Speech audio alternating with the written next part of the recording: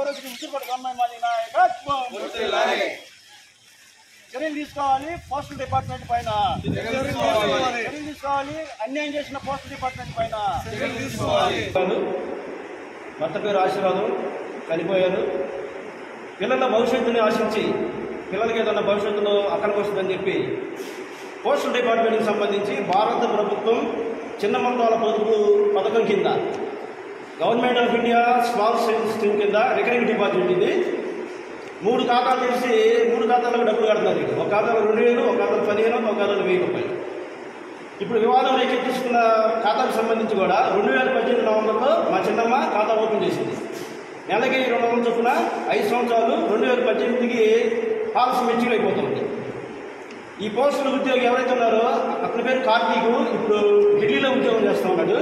అతనిపై నమ్మకంతో ఇంతకుముందే ఫ్రాడ్ ఏం జరగల, బాగా ఇచ్చే డబ్బులు కూడా అతనిపై నమ్మకంతో పాస్బుక్ కూడా పోస్ట్ ఆఫీసులో పెట్టాడు మనోడు, మా నాగరాజు తమ్ముడు, ఏం కుమారుడు.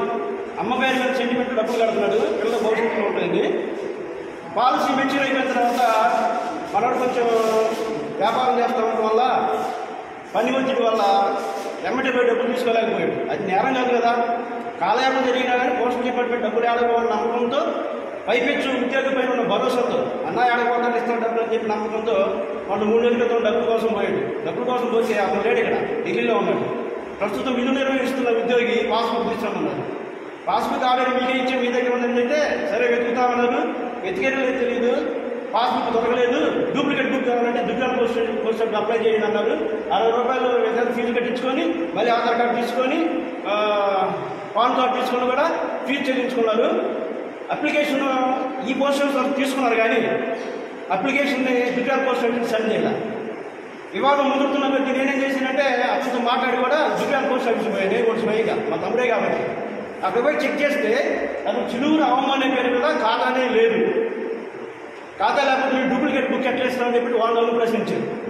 ఇక్కడ జరుగుతున్న వివాదానికి సంబంధించి ఎంఆర్పీఎస్ తరఫున మేమే లెక్కెత్తిస్తున్నా అంటే పాస్బుక్ పోయి ఉండొచ్చు, లేకపోతే ఖాతాదారుడే మోసం చేసినట్టు కాక అన్నిటికి సంబంధించి కూడా రాతపూర్వకంగా పోస్ట్ ఆఫీస్ రిజిస్టర్ మెయింటైన్ చేసింది.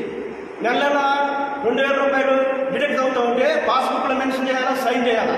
అదేవిధంగా వాళ్ళు స్టాఫ్ ఆఫీస్ సంబంధించి కూడా రిజిస్టర్లో నోట్ చేసుకోవాలా. అవన్నీ కూడా రికార్డు చూపించకుండా ఢిల్లీలో ఉన్న ఉద్యోగి కార్తీక్ అనే ఉద్యోగి పాస్బుక్ దొరకకపోతే ఏం చేయాలన్నాడు. ఇంతకుముందు నేను మాట్లాడినప్పుడు స్వయంగా అన్నయ్య డబ్బులు ఎక్కడ బాబు, పైసలు సహా మేము ఇచ్చేస్తాం, పాస్బుక్ వచ్చిందని చెప్పి భరోసా ఇచ్చిన అతను తప్పించుకునే రీతిలో ఇప్పుడు చిలువురు పోస్ట్ ఆఫీస్ కానీ దుర్గాన్ పోస్ట్ ఆఫీస్ కానీ కంబైన్డ్గా ఒక కుట్ర పని రాతపూర్వక ఆధారాలు లేకుండా రికార్డు లేకుండా మాయం చేసి 1,50,000 రూపాయలు పాస్ డబ్బులు మా చిన్నమ్మ కాయకష్టం చేసుకుంటాం, బతుకుతూ ఉంటుంది. రోజు కూలీ చేసుకుంటాం అంటే వితంతు మహిళ, ఆధార్ లేని మహిళ, ఏదో గవర్నమెంట్ ఇచ్చిన స్కీమ్ కొద్దీ ఏదో ₹1 దాచుకున్నామని చెప్పేసి రూపాయి దాచుకొని 1,50,000 రూపాయలు పోస్టర్లు రావాలంటే ఈ డబ్బులు ఇంకోరు నువ్వు ఆన్లైన్ చేసుకుపోవడం ఎంతవరకు సమస్య మేము పోస్టల్ డిపార్ట్మెంట్ ప్రశ్నిస్తా ఉన్నాం. ఎప్పటికైనా పై అధికారులు దీనిపైన సమగ్రమైన విచారణ చేసి ఒక బాధిత మహిళ, పేద మహిళ, ఎస్సీ సామాజిక వర్గ మహిళ కూలి పని చేసుకుంటాల్సిన డబ్బులు మొత్తం కూడా వడ్డీతో సహా చెల్లించాలని, ఆయన గారికి కూడా నష్టపరిహారం చెల్లించాలని చెప్పి పోస్టల్ డిపార్ట్మెంట్ మేము గద్గద స్వరంతో డిమాండ్ చేస్తా ఉన్నాం. దేవులాటం అన్నారు, దేవులాటన్నారు, దేవుడు శాంతలా. మా అబ్బాయి అన్నాడు సరే అది సంఖ్యనిద్దామా మొత్తం దిగ్గాలు అన్నీ తీసుకొని అన్నీ మాట్లాడతాడు కదా మేము చూస్తామా అన్నాడు. ఇంకా మళ్ళీ నడిపేలు కాకుండా ఆడుకున్నాం. మళ్ళీ 2 సంవత్సరాలు వేరే చేసారు. మళ్ళీ పింఛన్ డబ్బులు ఇదైపోతుంది అని చెప్పి పిల్లలతో మాట్లాడుతున్నట్టుగా నేను కట్టుకున్నాను. అది చేసి లేదు రాలేదు అంటున్నారు. ఢిల్లీలో ఉన్నాను, ఇక్కడ లేను, జాబ్ వచ్చింది గవర్నమెంట్ అంటున్నాను.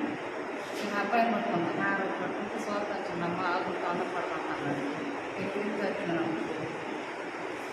మీరు డబ్బులు కట్టింది ఒకళ్ళు ఉంటారు, ఢిల్లీలో ఉంటాడు అట్ట ఒక అబ్బాయి. ఆ అబ్బాయి కట్టించుకున్నాడు నాకు కాబట్టి పేరు కార్తీక్ అంట.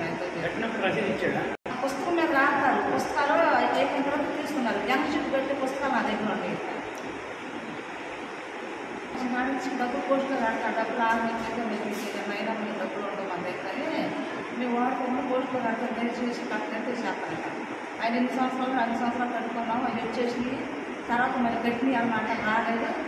మళ్ళీ అయ్యా తెచ్చుకుంటారు పిల్లడం నేను ఉంటుంటా. మళ్ళీ మా ఆయన తీసుకున్న 4 వేలు పెంచిన 3,000 రూపాయలు తీసుకుని కట్టి 1000 రూపాయలు పిల్లలు తీసుకుంటాం 3000 కట్టేసేస్తాను దాంట్లో మళ్ళీ ఎన్నాళ్ళ నుంచి కడుతున్నారు?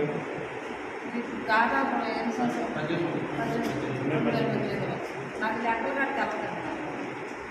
పుస్తకాల మీద సంతకాలు పెట్టించి మొత్తం డబ్బులు కట్టించుకున్నారా? ఉన్నాయా మీ దగ్గర? ఆ పుస్తకాలు మామూలుగా అయిపోతాను తీసేసుకుంటారు. బుక్కులు ఉంటాయి. పాతవి ఉన్నాయా?